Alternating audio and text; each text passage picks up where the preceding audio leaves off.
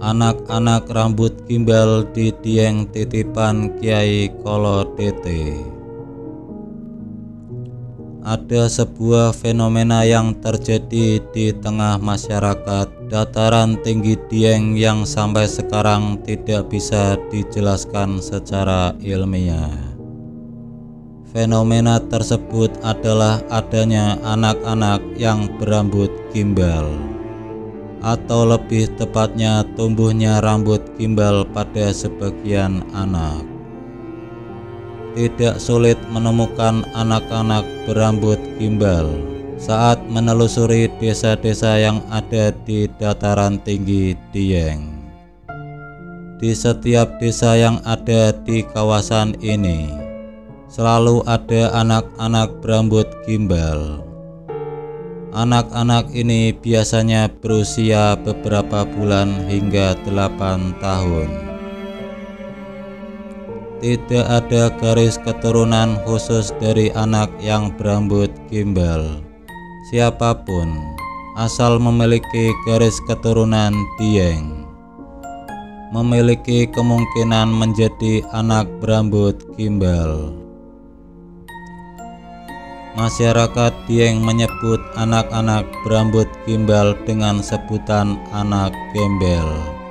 Ini karena rambut gimbal sering dikaitkan dengan orang yang jarang mandi atau malas mengurus tubuh mereka. Padahal anak-anak berambut gimbal di Dieng merupakan anak-anak yang terawat.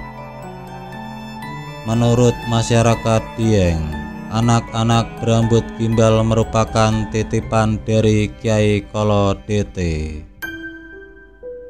Kyai Kolo Dete merupakan salah satu seorang penggawa dari masa Mataram Islam sekitar abad 14 bersama dengan Kyai Walid dan Kyai Karim. Kyai Kolo Dete ditugaskan oleh Kerajaan Mataram untuk mempersiapkan pemerintahan di daerah Wonosobo dan sekitarnya. Kyai Walid dan Kyai Karim bertugas di daerah Wonosobo, sementara Kyai Kolo Dete bertugas di dataran tinggi Dieng. Tiba di dataran tinggi Dieng, Kyai Kolo Dete dan istrinya Nini Roro Rence mendapat wahyu dari Ratu Pantai Selatan. Pasangan ini ditugaskan membawa masyarakat Dieng menuju kesejahteraan. Tolak ukur kesejahteraannya masyarakat Dieng akan ditandai dengan keberadaan anak-anak berambut gimbal. Sejak itulah muncul anak-anak berambut gimbal di kawasan dataran tinggi Dieng. Bagi masyarakat dataran tinggi Dieng, jumlah anak berambut gimbal berkorelasi dengan kesejahteraan masyarakat. Semakin banyak jumlah anak berambut gimbal, masyarakat Dieng yakin kesejahteraan mereka akan sangat baik. Begitu pula sebaliknya. Munculnya rambut gimbal pada seorang anak akan ditandai dengan panas tubuh yang tinggi selama beberapa hari. Suhu tubuh anak tersebut akan normal dengan sendirinya pada pagi hari, bersamaan dengan munculnya rambut gimbal di kepala sang anak. Biasanya rambut gimbal akan tumbuh ketika seorang anak belum mencapai 3 tahun. Rambut gimbal ini akan tumbuh dan semakin lebat seiring waktu. Rambut gimbal ini hanya akan dipotong dalam prosesi khusus ruwatan.